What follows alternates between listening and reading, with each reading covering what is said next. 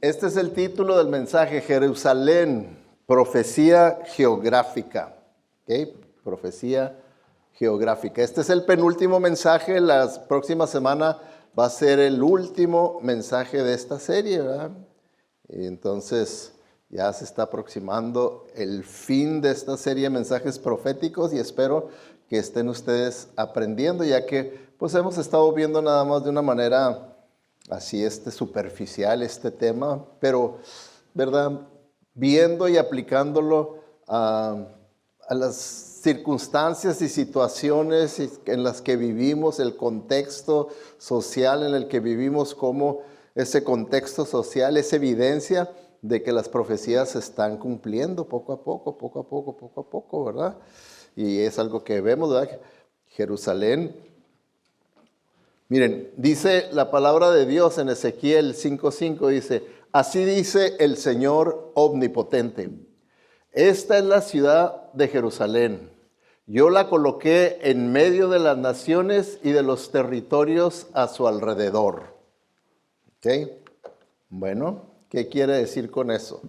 Bueno, hubo una persona que fue curioso al leer este pasaje, un cristiano, y dijo: Dios, todo lo que Él dice no es nada más poético, no más es así por decir.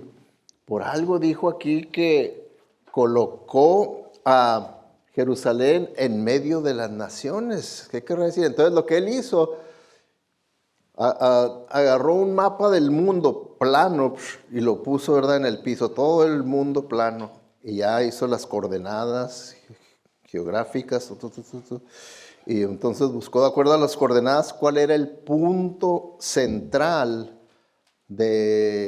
geográfico de aquí de la tierra, y el punto central fue Jerusalén. El punto central fue Jerusalén. Ustedes pueden verlo en el internet, nomás pongan ahí, busquen mapa de Jerusalén como el centro de la tierra, ¿verdad? Y van a poder ver los mapas, cómo se ve, con las coordenadas geográficas y como el mero centro, Jerusalén. Entonces no es casualidad, ¿verdad? La palabra de Dios, lo que diga la palabra de Dios es por una razón, ¿verdad? Ezequiel 5:5. Y quizá ningún pedazo de tierra en el planeta ha sido tan reverenciado, disputado y perturbado como Jerusalén. Todavía hasta nuestros días podemos ver el gran conflicto que produce, ¿verdad? Jerusalén es la pieza central de las tres principales religiones del mundo. ¿Cuáles son esas tres religiones principales del mundo que tienen a Jerusalén como, por así decirlo, su central de fe? El judaísmo, el cristianismo y Islam. Esas tres religiones, ahí están, ¿verdad? Ahí están.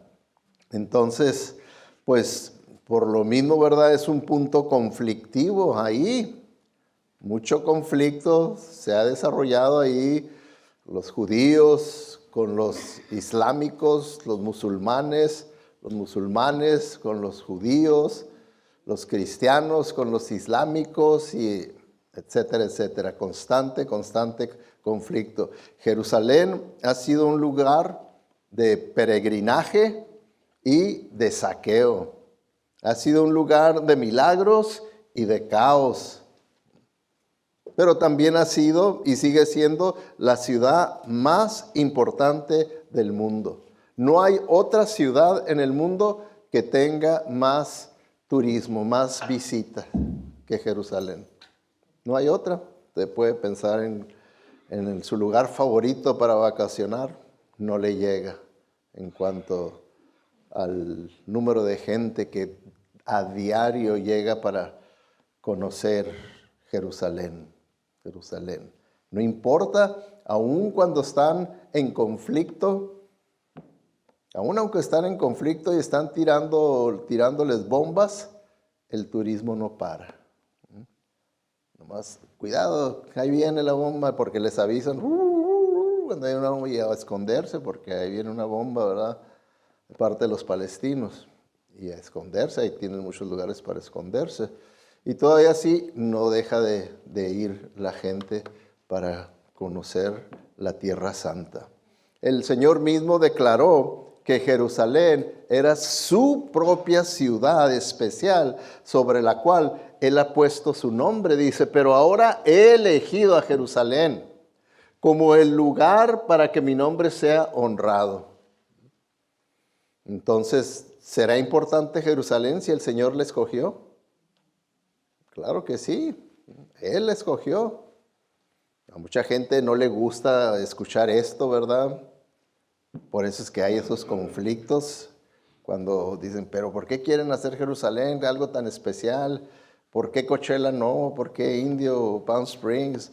No hay ninguna ciudad que pueda tener la importancia que tiene, que ha tenido y que tendrá Jerusalén. Por eso es que ahora lo vamos a ver, ¿verdad?, desde una perspectiva profética.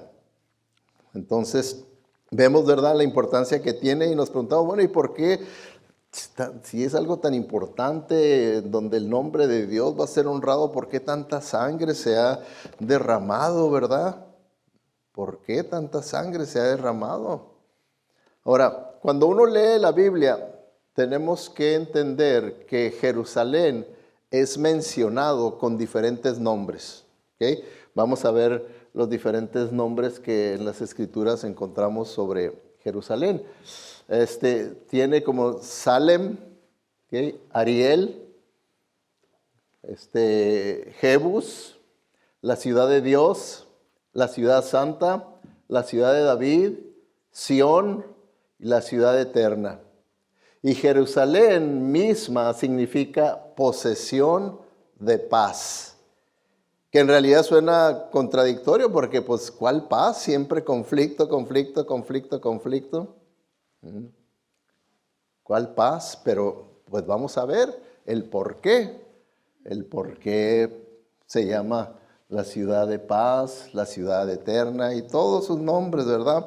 Bueno, déjenme nomás repasar algunos de los eventos, no todos eventos claves importantes que han sucedido ahí en Jerusalén, que son importantes. Como uno de ellos, el primero es, ¿se acuerdan ustedes el encuentro que tuvo Abraham con Melquisedec? Y ahí es presentado Melquisedec ahí como el rey de Salem, rey de Salem. Entonces, cuando Abraham tuvo ese encuentro con Melquisedec, fue allí en Jerusalén, nada más que se conocía como Salem. ¿Okay? Ahora, es un encuentro enigmático, podríamos hasta así decirlo, ¿verdad? Porque cuando uno estudia a la persona de Melquisedec, casi viene uno a llegar a la conclusión de que él no era una persona común y corriente, Melquisedec, que era una manifestación de Dios en la carne, lo que se le llama una premanifestación de Jesucristo, Melquisedec. Por eso se le conoce ahí también como rey de Salem, o sea, el lugar, Jerusalén, la ciudad de Dios, ¿okay? Él es el rey de Jerusalén y Melquisedec se presenta como el rey de Salem, de Jerusalén. ¿Okay? Entonces fue un evento histórico importante, ¿verdad? En cuanto a cómo Dios empezó a obrar en Abraham para el establecimiento de la línea por donde habría de venir el Mesías. Más tarde vemos que también ahí en Jerusalén, en uno de los montes en la región de Jerusalén, Abraham fue donde llevó a su hijo Isaac para sacrificarlo, que el Señor le pidió que se lo entregara en sacrificio y que fue, como quien dice, la graduación de fe de Abraham. Era la prueba de fe mayor, en donde el Señor le pide que sacrifique a su único hijo, al heredero, el de la promesa. Y la fe de Abraham era tan grande que dijo, pero este es el hijo que el Señor me prometió él, que de él habría de venir la línea y todo dijo, entonces, pero si él me está pidiendo que lo sacrifique, yo lo voy a sacrificar confiando que Dios tiene poder para resucitarlo. Fíjense nomás la obediencia de él y la fe de él. Y entonces sabemos la historia que cuando estaba a punto de sacrificarlo, le dijo, detente. Y el Señor proveyó un animalito para el sacrificio. Entonces, de ahí, Abraham es un ejemplo de fe. Y es ahí mismo donde el apóstol Pablo en los Romanos nos lo pone a nosotros como el ejemplo a seguir, la fe de Abraham. Si tú verdaderamente eres salvo, tienes la fe de Abraham, que es una fe que cree en Dios y le obedece, cueste lo que cueste, así como Abraham lo hizo. Entonces, pero sucedió todo eso ahí en Jerusalén, ¿verdad? Ahora, también sabemos que cuando se estableció el reinado de Israel, primero con Saúl y luego con David, bueno, en ese tiempo la capital de ellos no era Jerusalén. ¿Por qué? Porque Jerusalén estaba bajo los jebusitas. Ellos la tenían y era un lugar muy difícil de conquistar por cómo está localizado Jerusalén en lo alto. Siempre tienen ventaja los ejércitos que combaten con los ejércitos que vienen a querer subir, a atacar. Ellos tienen ventaja. Entonces, nadie había podido conquistar Jebu, ¿verdad? Que así se llamaba entonces Israel, Jebus, hasta que David, a los meses de su reinado, decidió, con fe y confiando en el Señor, ir y conquistar lo que él dijo es la ciudad de Dios, Jerusalén. La conquistó y le cambió de nombre y dijo, esta es Jerusalén, la ciudad de Dios. Y la conquistó. ¿Okay? Bueno, es ahí mismo, ¿verdad? En Jerusalén, donde su hijo Salomón construyó el gran templo para Dios. ¿Okay? Y cuando hablamos de construir un templo para Dios, pues era algo especial. No era como nosotros si decimos, vamos a construir un edificio aquí para la iglesia y hay... No, era construir un templo de acuerdo a las especificaciones, de acuerdo a Dios, con los materiales y todo, de acuerdo a las instrucciones de Dios. Era algo muy especial. Y ahí se construyó en Jerusalén, ¿verdad? El templo. También, ¿verdad? Ya vemos en el Nuevo Testamento eventos importantes y trascendentales como la entrada triunfal de Jesucristo, donde lo aclamaron como el Mesías, entró a Jerusalén. Su entrada fue a Jerusalén, un evento, ¿verdad? Histórico, trascendental, ¿verdad? Cuando él ya es en realidad recibido como Mesías y ahí mismo es crucificado como un falso Mesías, según esto, ¿verdad? Y pues vemos nosotros que el Señor Jesucristo, nosotros sabemos que Él era Dios encarnado, ¿verdad? Entonces, Él amaba Jerusalén, ¿verdad? Porque es su ciudad, la que Él escogió, ¿verdad? Desde antes. Y por eso Jesucristo, aquí si podemos ver sus palabras, está hablando como Dios, porque dice, Jerusalén, Jerusalén, la ciudad que mata a los profetas y apedrea a los mensajeros de Dios. ¿Cuántas veces quise juntar a tus hijos como la gallina protege a sus polluelos debajo de sus alas, pero no me dejaste? Cualquiera puede decir, ¿cómo que cuántas veces? ¿Cómo si una que otra vez él fue a Jerusalén? ¿Cuándo? Él está hablando históricamente. ¿Cómo históricamente? A través de toda la historia. Dios Padre, Dios Hijo, Dios Espíritu Santo obraron y obraron para que Jerusalén fuera lo que Dios quería que fuera, una luz para las naciones. Dice, pero no me dejaste, no me dejaste. Entonces vemos, ¿verdad?, que Jesucristo amaba a Jerusalén. Ahora, también, ¿qué fue lo que sucedió en Jerusalén? Pues ahí tenemos, ¿verdad?, los dos eventos que también emocionalmente chocan, ¿verdad? Porque lo crucificaron, pero luego resucitó. lo triste y el gozo de que ahí en la resurrección venció a todos nuestros enemigos. Y ahí mismo en Jerusalén ascendió a lo alto, otra vez volvió al Padre. Ahí fue donde sucedió estos eventos tan trascendentales. Díganme ustedes, ¿en qué otra ciudad del mundo han sucedido las cosas que sean más importantes que los que he mencionado? No hay otra ciudad donde hayan sucedido cosas tan importantes. Ahora, nosotros sabemos que Roma se cansó de los judíos que se rebelaban contra el gobierno, el control del Imperio Romano, y el general Tito en el año 70 vino con su ejército para destruir, matar a los judíos, y eso hizo que se salieran y se dispersaran por todas partes los judíos. Y ahí, ¿verdad?, se acabó la nación de Israel. ¿Por qué? Porque se dispersaron todos los judíos. Y hemos visto, ¿verdad?, que a judíos en Rusia, aquí, allá, en México, en todas partes se dispersaron. Pero había profecía bíblica de que algún día, una vez, se iba a volver a formar la nación de Israel como una nación para los judíos.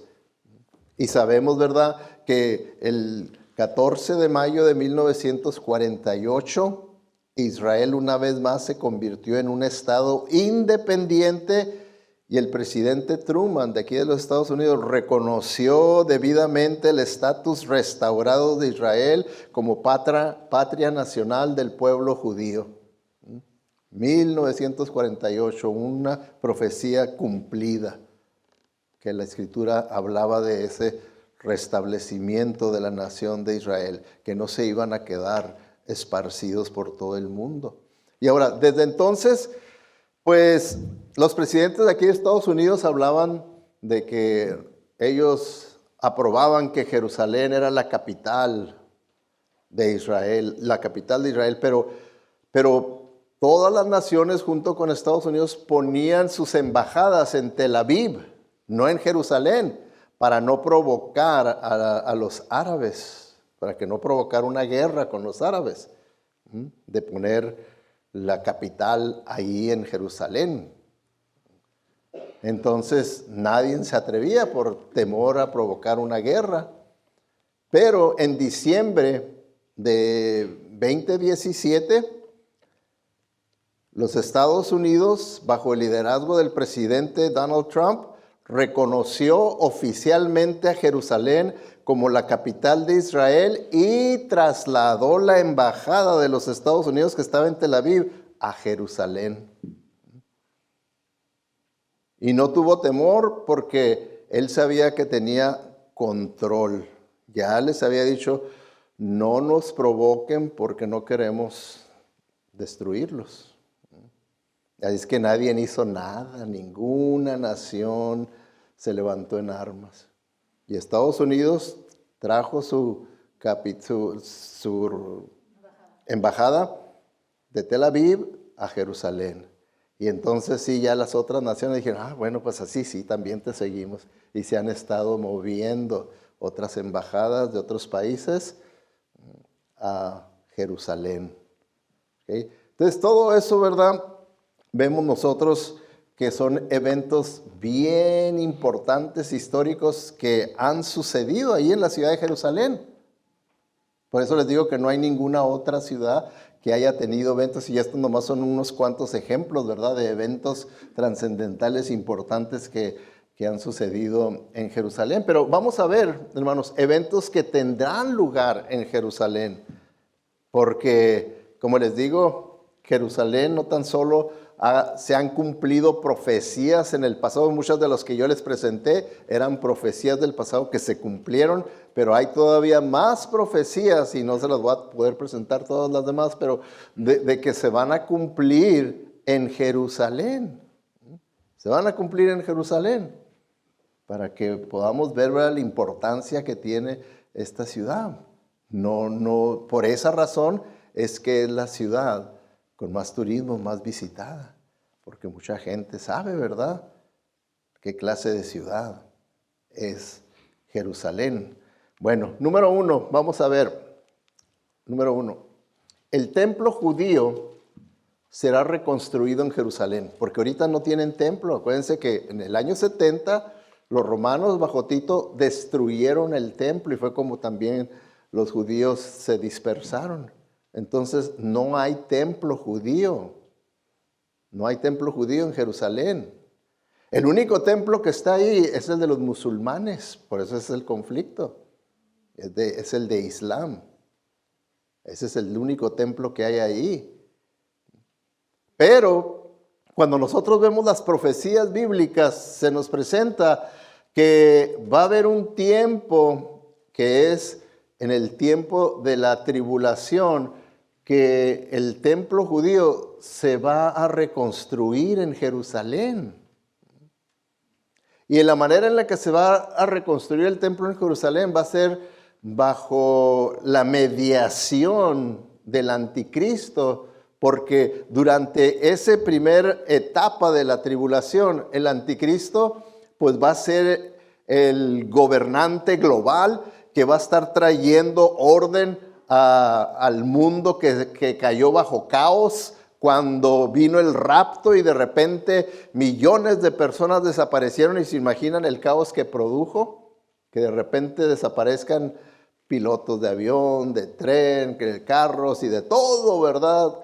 Produjo un gran caos, de tal manera que vieron que había la necesidad de tener a un líder global que pueda organizar, el que se pueda poner todo en orden. Entonces, él es el que hace una mediación entre los judíos y los islámicos, los musulmanes, para que los judíos puedan construir su templo ahí en Jerusalén. Y entonces se construye el templo ahí en Jerusalén. No sabemos no dice nada que vaya a pasar con el templo de los musulmanes, pero se reconstruye el templo en Jerusalén. Pero llega un momento en que el anticristo muestra sus verdaderos colores y esa amistad que tenía con los judíos se convierte no en amistad, sino en enemistad. ¿Por qué? Pues se cree que porque como es común entre los dictadores que llega un punto en su arrogancia de creerse un dios o Dios y que son dignos de adoración. Eso lo vimos a través de todo el Imperio Romano. Todos los que llegaron a ser césares exigían adoración. El César es Señor y el César es Señor y el César es Señor. Cualquier César que entrara, ese era el título que se le daba al emperador de Roma, el César. Eran diferentes, pero todos tenían que la gente verlos como un Dios. Entonces el anticristo también va a llegar con esa arrogancia y lo más probable es que los judíos, ellos tienen dentro de sus prácticas, de sus oraciones matutinas en la mañana, lo primero que oran es siempre repetir que hay un solo Dios y un solo Dios existe. Hay un solo Dios, hay un solo Dios. There's only one God and only one God exists. No más, y lo repiten en sus oraciones.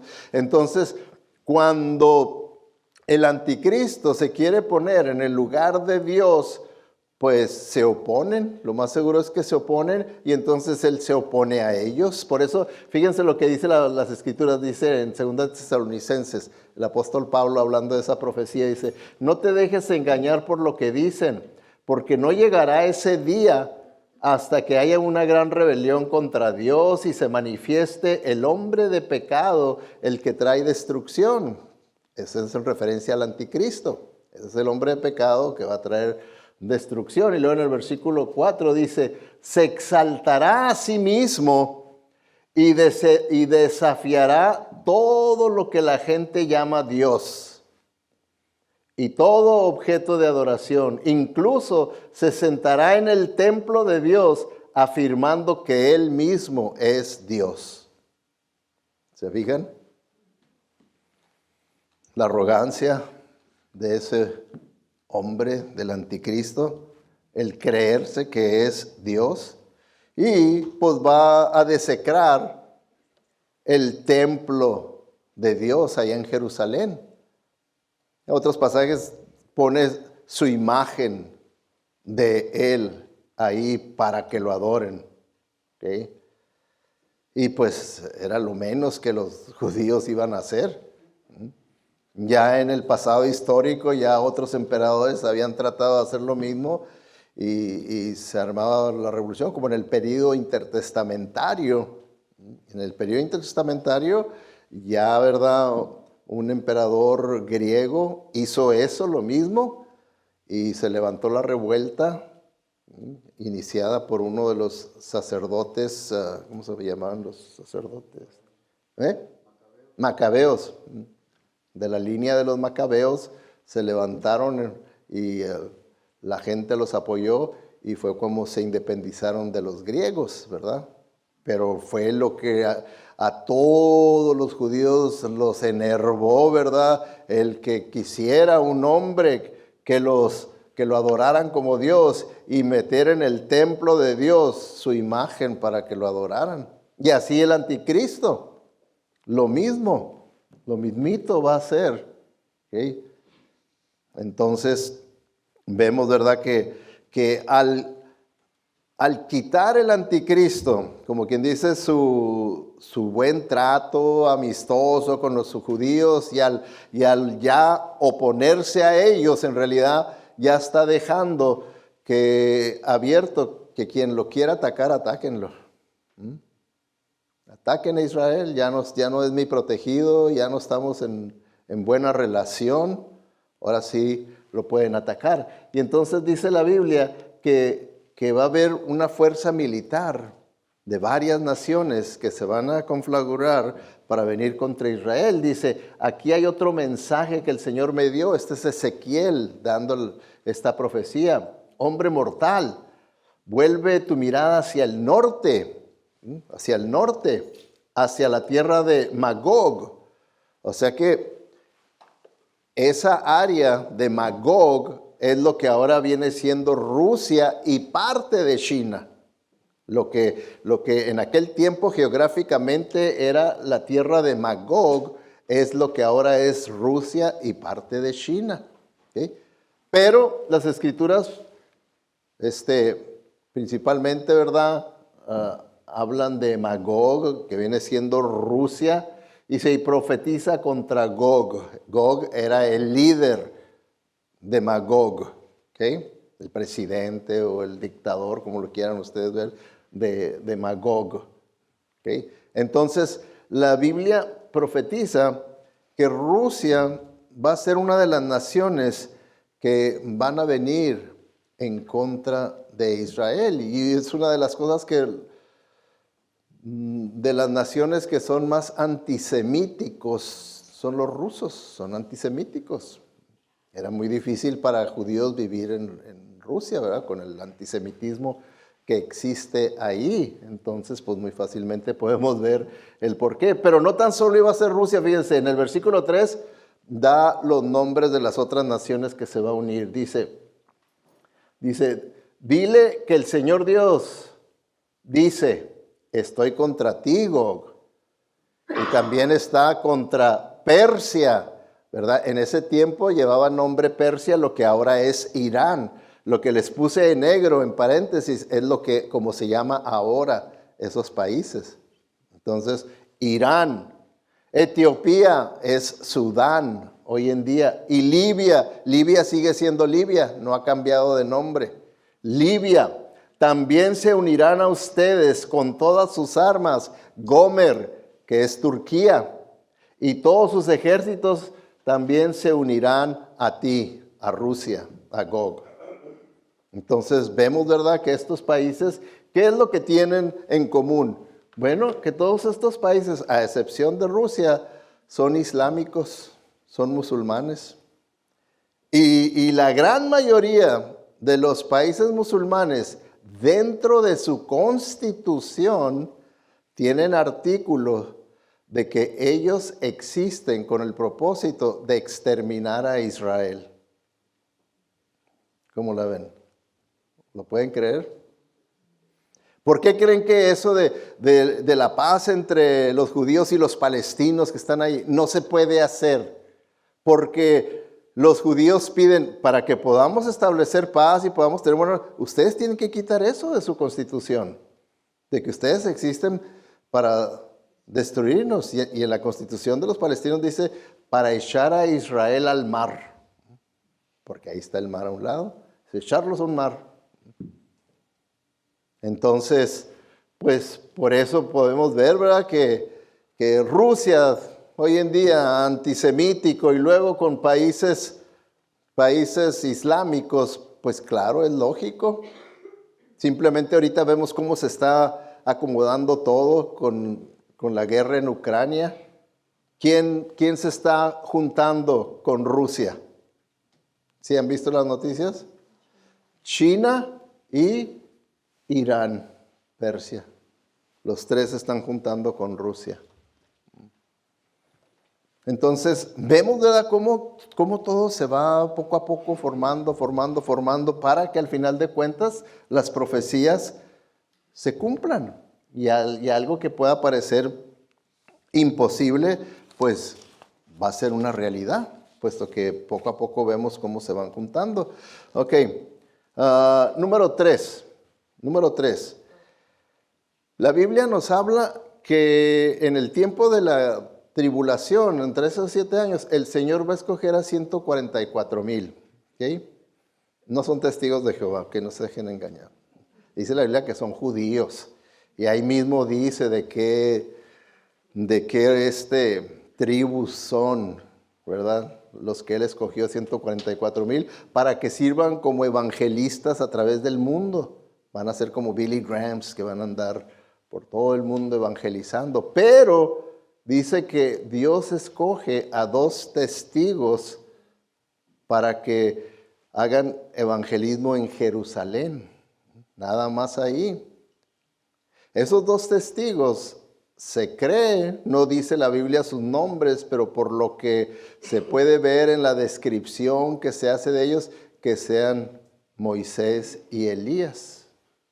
Nosotros vemos, ¿verdad?, cómo ya una vez aparecieron con Jesucristo, Moisés y Elías, ¿verdad? Y los discípulos que estaban ahí se sorprendieron, ¿verdad? Moisés y Elías, porque dice así la palabra de Dios. Quiero que abran Apocalipsis 11, vamos a leerlo.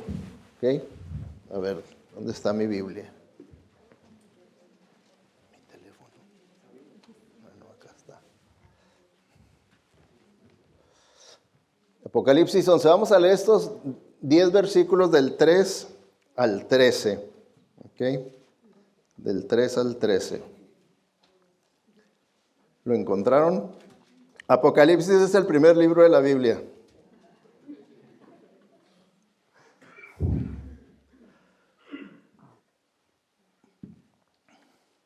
¿Ya lo encontraron? Porque yo lo voy a leer en la Nueva Traducción Viviente. ¿Okay?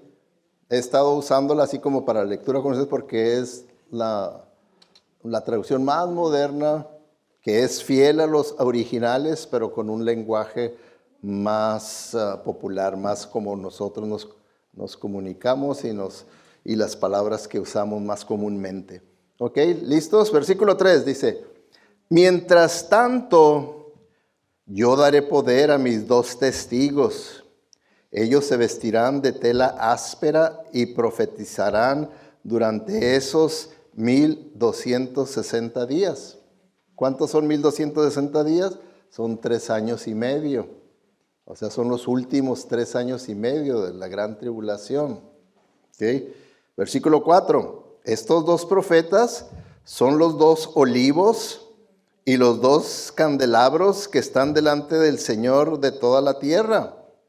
Si alguien trata de hacerles daño, sale fuego de sus bocas y consume a sus enemigos. Así debe morir cualquiera que intente hacerles daño. Ellos tienen el poder de cerrar los cielos para que no llueva durante el tiempo que profeticen. ¿Quién hizo eso? ¿Quién paró que lloviera?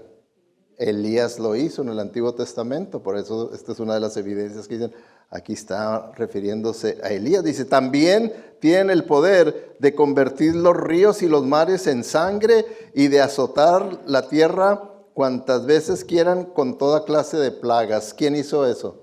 Moisés. Entonces, esta es otra de las evidencias en las que se cree que se van a hacer Elías y Moisés. Esos dos testigos que el Señor va a usar en Jerusalén. En Jerusalén. Pero fíjense lo que dice el versículo 7. Fíjense que está bien interesante.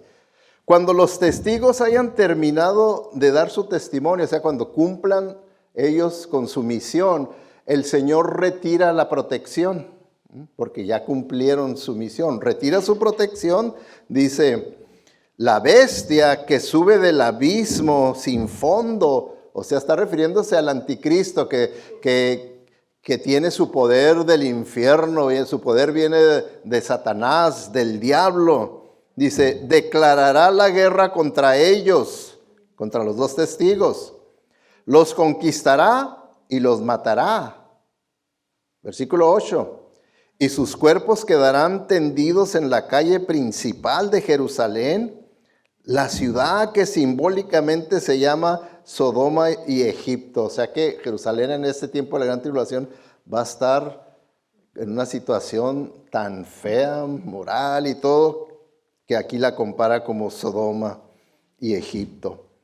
Y dice, y luego fíjense el contraste que hace, dice, la ciudad en la cual su Señor fue crucificado. O sea, el que murió por el pecado, ahí se multiplicó el pecado, tipo Sodoma y Egipto.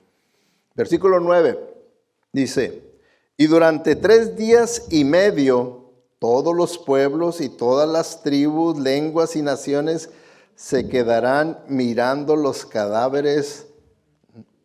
O sea que por televisión, por la aplicación del teléfono, la tableta, la computadora, con los medios, se van a poder ver lo que está pasando en Jerusalén y todos van a ver ahí los cuerpos de esos dos testigos.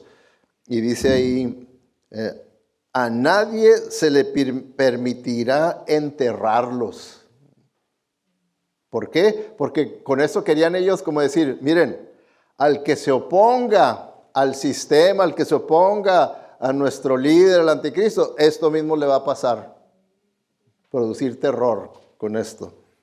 Versículo 10 dice, los que pertenecen a este mundo se alegrarán y se harán regalos unos a otros para celebrar la muerte de los dos profetas que los habían atormentado. ¿Cómo los habían atormentado? Predicándoles el evangelio y la palabra de Dios.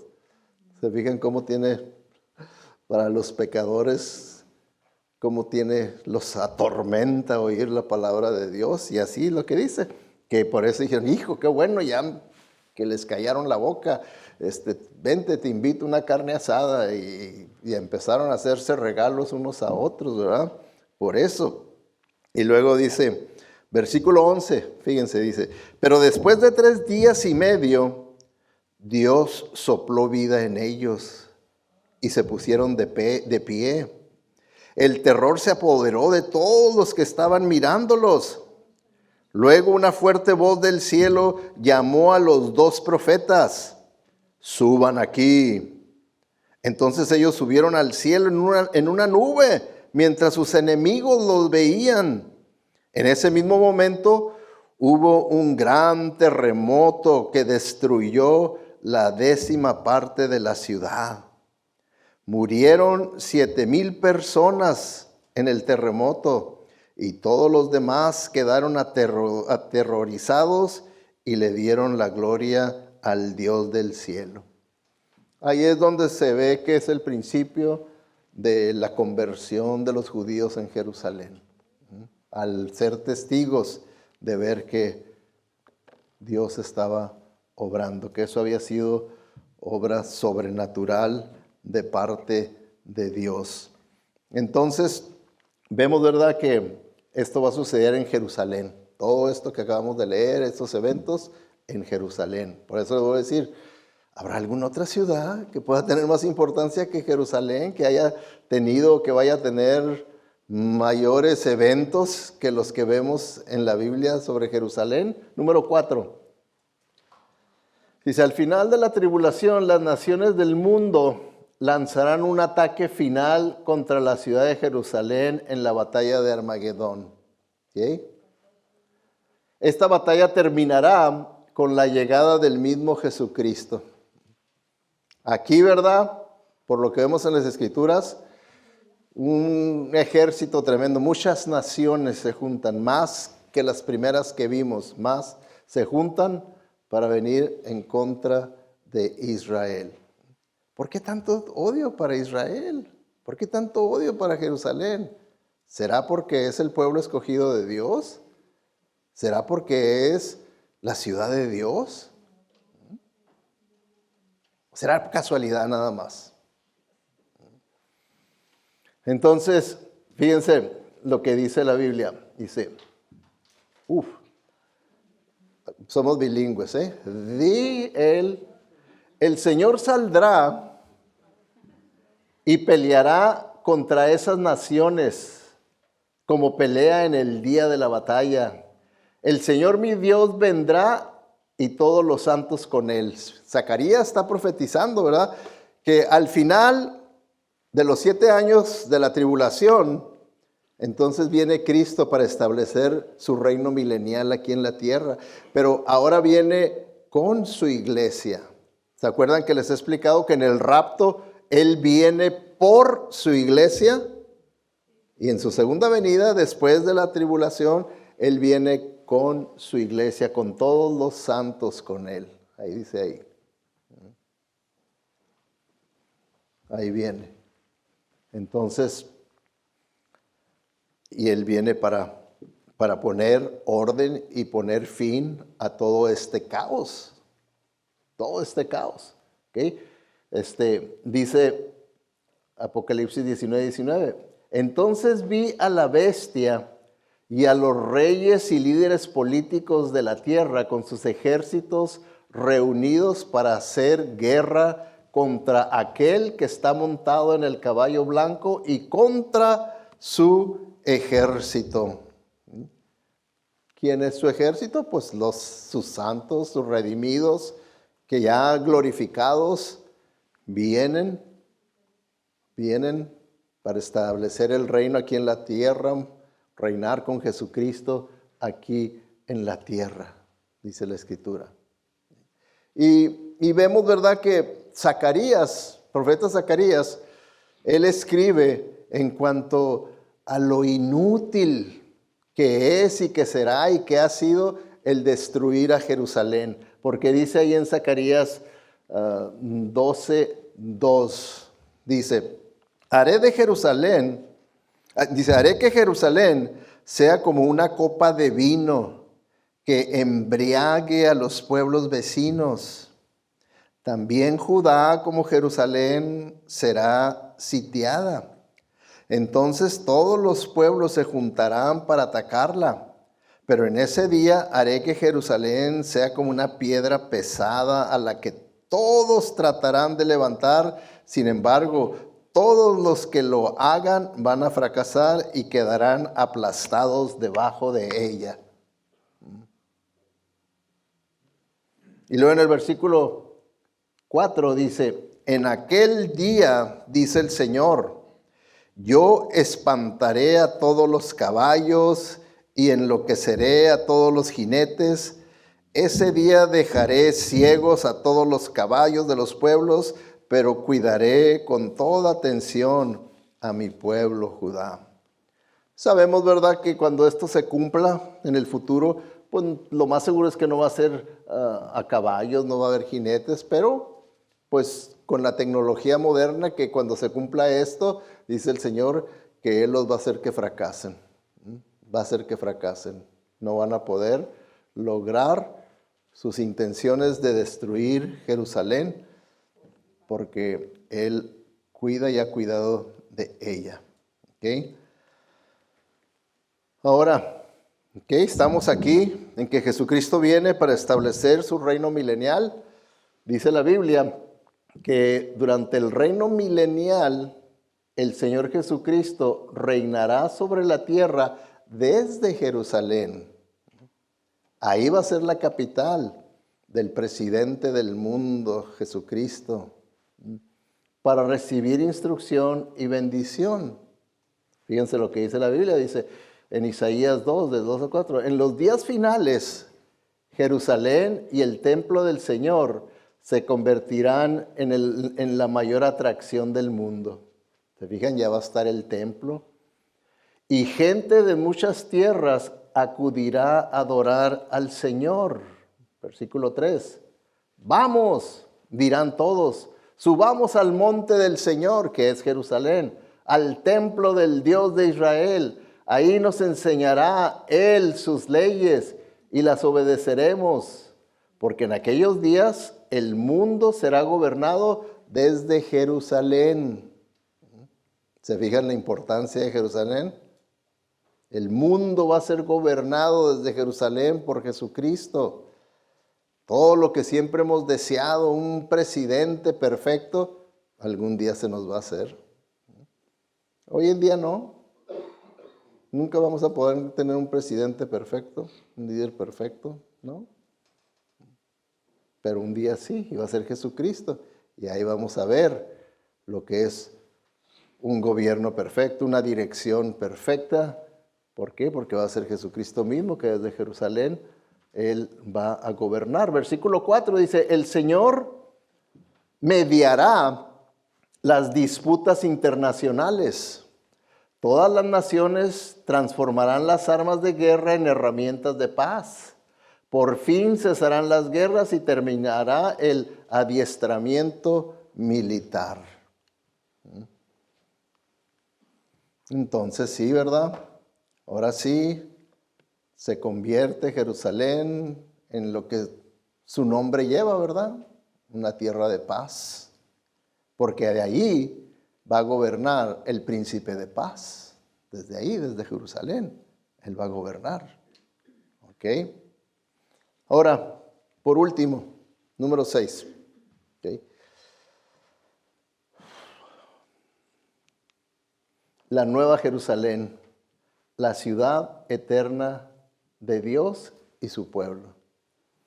¿Se fijan por qué entre los nombres que vimos al principio que tiene Jerusalén también se le llama la ciudad eterna? Porque va a ser eterna. Va a ser eterna. No Palm Springs, no Coachella, no Washington, no ninguno va a ser eterno, pero Jerusalén sí.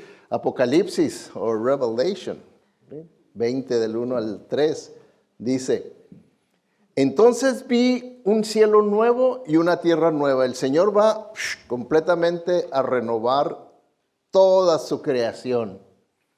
Porque el primer cielo y la primera tierra habían pasado. Fin. Y vi la ciudad santa, la nueva Jerusalén, descender del cielo de Dios, hermosamente preparada, como una novia vestida para su marido. ¿Se fijan la importancia de Jerusalén? Porque es la ciudad eterna, la ciudad de Dios. Y la ciudad para el pueblo de Dios, porque ahí moraremos eternamente. Dice, oí una fuerte voz desde el trono que decía, mira, el hogar de Dios ahora está entre su pueblo, ¿verdad? Jerusalén. Él vivirá con ellos y ellos serán su pueblo. Dios mismo estará con ellos. ¿No es hermoso esas palabras? ¿No les traen esperanza, fe? Entonces, hermanos, cuando vemos todo esto que dice la palabra de Dios, quiero terminar nomás presentándoles una comparación que es muy, muy obvia en la Biblia, ¿okay? En la que uno va a decidir dónde quiere morir, dónde quiere vivir eternamente, ¿En la Nueva Jerusalén o en la Gran Babilonia? La Gran Babilonia, de acuerdo a Apocalipsis 18:2, dice que es la morada de los demonios, que nosotros podemos decir es el infierno. Y la Nueva Jerusalén es el cielo. Y entonces nosotros vamos a decidir en dónde vamos a pasar nuestra eternidad. ¿La Nueva Jerusalén o en la Gran Babilonia? ¿Dónde usted va a pasar la eternidad? ¿Sabe con seguridad que le espera la Nueva Jerusalén o está dudoso de decir, pues quién sabe? Pues a ver, ya Dios dirá. No, ¿cómo que Dios dirá?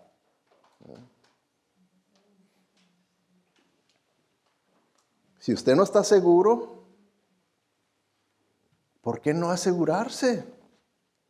¿Por qué no asegurarse verdaderamente entregándole su vida al único que lo puede perdonar y al único que le puede salvar su vida, al único que le puede asegurar entrada a la Nueva Jerusalén, que es Jesucristo? Que para eso Él vino y murió, se sacrificó para ofrecerle la salvación. Y Él pagó el gran precio, porque sí decimos, es una salvación que es gratis. Bueno, para nosotros, pero tuvo un precio muy alto esa salvación. Y Jesucristo fue el que pagó ese precio tan alto para ahora ofrecernos ese regalo que Él compró para nosotros. Y nosotros por fe tenemos que recibirlo. Y usted tiene que decidir dónde va a querer pasar la eternidad. ¿La Gran Babilonia o la Nueva Jerusalén? Oremos. Vamos a inclinar nuestro rostro. Yo no sé si usted es salvo o no es salvo, así como usted no puede saber si yo lo soy o no lo soy. Por eso es que hago la invitación en general. Por si usted no está seguro de su salvación, es tiempo de que se asegure entregándole su vida a Jesucristo. No se conforme nomás con venir a la iglesia o tener religión, sino entregándole su vida a Jesucristo. No es por casualidad que esté aquí, no es por casualidad que haya escuchado este mensaje. Dios en su soberanía lo está invitando para la salvación. Si usted quiere entregarle su vida a Jesucristo, ahí levante su mano en alto donde está y vamos a orar para guiarlo a que pueda arrepentirse y entregarle su vida a Jesucristo. ¿Habrá alguien levantando su mano que quiera hacer esto? Que quiera asegurarse de su salvación. No está seguro. No deje que el orgullo se interponga, porque el orgullo lo va a terminar llevándolo a la Gran Babilonia, a la morada de los demonios. Sea humilde. ¿Habrá alguien? Bueno, ¿quiere esto decir que ustedes son cristianos, han nacido de nuevo, conocen al Señor? Entonces el reto que tenemos, hermanos, es hacerle saber a la gente a nuestro alrededor este mensaje tan hermoso y tan importante y crítico que tenemos. Grandioso el Evangelio, pero también crítico, que la gente se pierda y se termine en el infierno. ¿Cree usted? ¿Cree 100% en la existencia del infierno? ¿Cree usted 100% en la existencia del cielo? Que se vea con nuestro deseo de ver personas venir a Cristo. Que empiece con simplemente invitándolos a venir, es lo más básico, lo más sencillo. Padre Celestial, guía, Señor, a tu pueblo a que podamos cumplir con tu voluntad de esparcir este hermoso evangelio poderoso. Sabemos que es el poder tuyo para salvación. Nosotros no tenemos el poder para salvar a nadie, pero tu evangelio es el poder tuyo para la salvación. Que lo podamos creer y lo podamos compartir con las personas a nuestro alrededor. Guíanos pues, Señor. Remueve toda inseguridad, remueve todo temor, porque sabemos que eso no viene de tu Santo Espíritu, no viene de ti, viene de nuestra carne, viene de nuestro enemigo, Satanás, viene de este mundo que nos quiere silenciar, pero sabemos que más grande eres tú que está en nosotros que nuestros enemigos que están en el mundo. Te lo pedimos todo en el nombre de Cristo Jesús y con el único propósito de traer honra y gloria a tu nombre. Amén.